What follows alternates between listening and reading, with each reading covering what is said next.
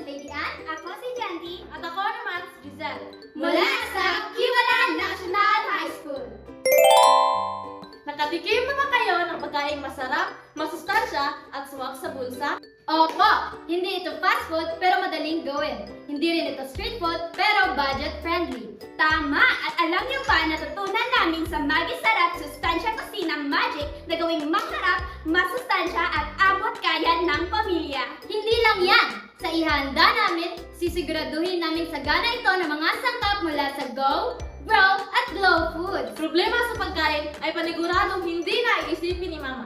Dahil si ate, kuya at si bunso ay tiyak na busog sa sarap. Ang dami na namin natutunan kaya excited na kami. Oo nga mga kamagi, kaya ano pang hinihintay natin? Arad na! Hello mga kamagi! Nandito kami ngayon sa Gulayan sa Paaralan. Mamimitas kami ng mga sariwang sangkap na gagamitin sa pagluluto. Arat na!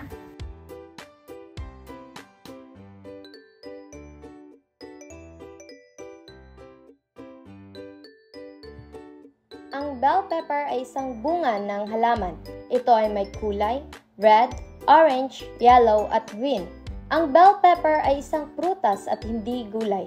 Ito ay ginagamit nating pansahog sa ating mga niluluto upang mas maging malinamnam. Ang squash o kalabasa sa Filipino ay tropikal na gulay. Ito ay magkahalin tulad ng pumpkin. Ito ay mayaman sa vitamin C.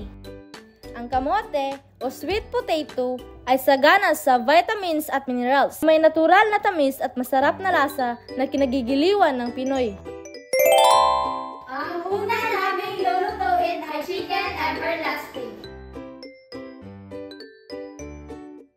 Painitin ang kalan at lagyan ng mantika. Igisa ang bawang. Haluin hanggang maging golden brown. Ilagay ang sibuyas.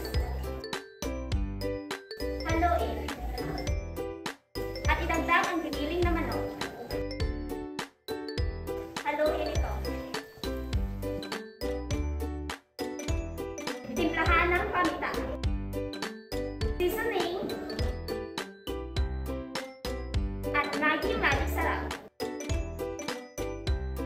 Haluin.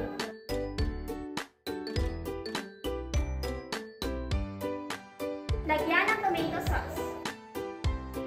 At haluin.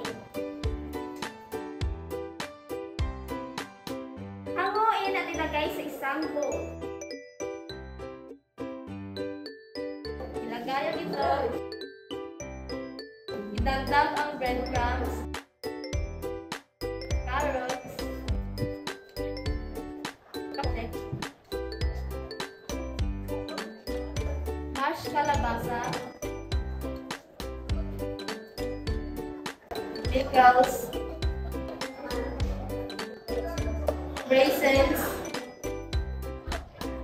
red bell pepper, green bell pepper, green peas, at cheese. At haluin. At iset aside. Kumuha ng lanyera na pinahiran ng margarine. Sa isang lanyera, ilagay ang pineapple slice, sliced carrots, at sliced boiled egg. Gamit ang kutsara, lagyan ng mixture ang lanyera.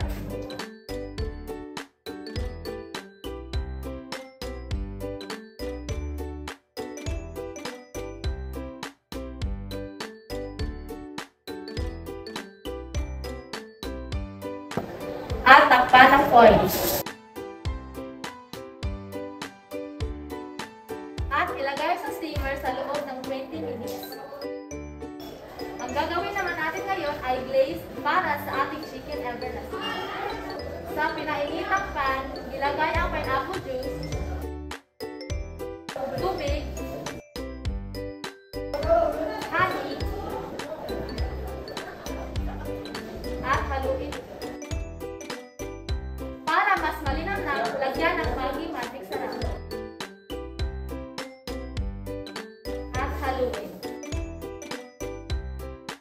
Idagdag ang slurry para lumapot.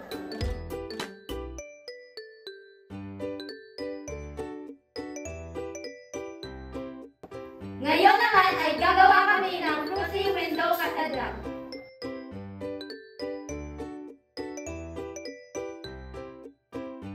Sa isang lutuan, ilagay ang Nestle condensed milk, evaporated milk, at vanilla. Ihalo ito. Ilagay ang gelatin. Haluin hanggang wala ng buo-buo. At pakuluan. At ipagpatuloy ang pag-stir hanggang sa kumulo. At hanguin. At ilagay ang mga prutas at gulaman. Meron tayong green grapes, red grapes, mango,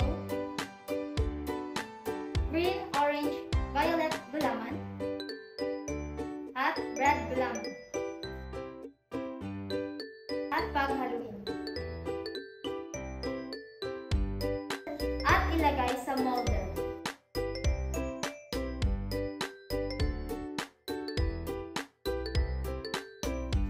At